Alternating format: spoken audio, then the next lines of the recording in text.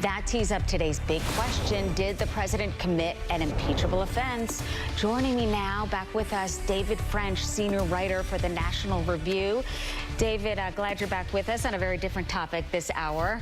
You've called the report the gravest allegation yet against Donald Trump. How so and why?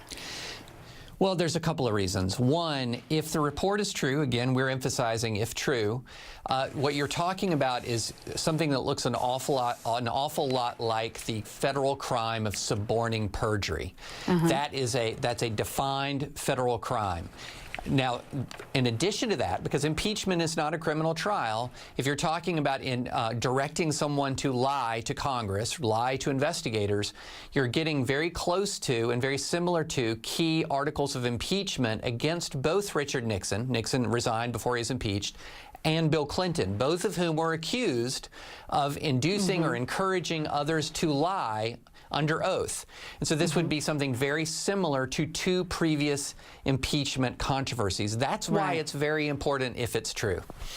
And at first I thought, well, wouldn't this be hearsay with Michael Cohen? Not so, if he's a defendant in this case, which he is. And the president tweeting about this saying, look, he's just saying these things because he wants a lesser sentence, less than the 3 years he got.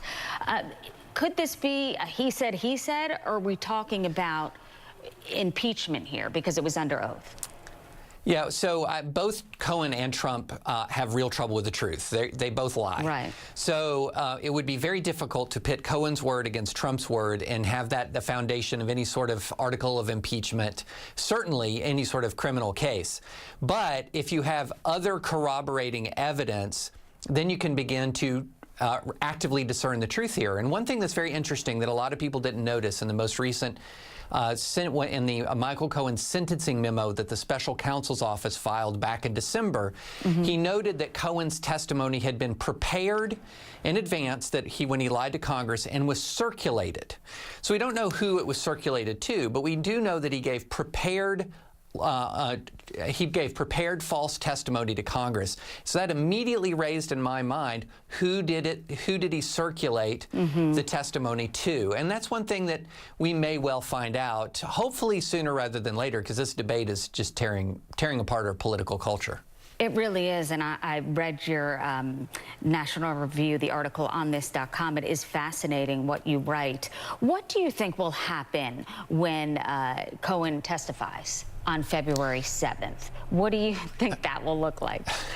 Well, I think it'll look like a circus for one thing, but we can't know. I mean, also interesting is when we can't know yet, but I don't think he'll contradict prior sworn testimony again, or maybe he will. I don't think that he will, as at least the sworn testimony he gave when he was in open court at his elocution talking about of criminal offenses that he's already committed. And interestingly, when he was in open court, he did not say that Trump told him to do this. So he'll be asked this directly. I'm sure he'll be asked this directly. But one question that I have is I do wonder if the special counsel's office is going to want America's first introduction to the full Michael Cohen side of the story to be in this congressional hearing. I do wonder if there might be additional information, additional filings that come out of the special counsel's office. That's speculation, but this investigation is going to have to come to an end and going to have to come to a head sometime. Yeah, great point. And we also are hearing that Michael Avenatti, he says he's going to be there at the hearing. So a circus, it just may be. David French, thank you. Thank you.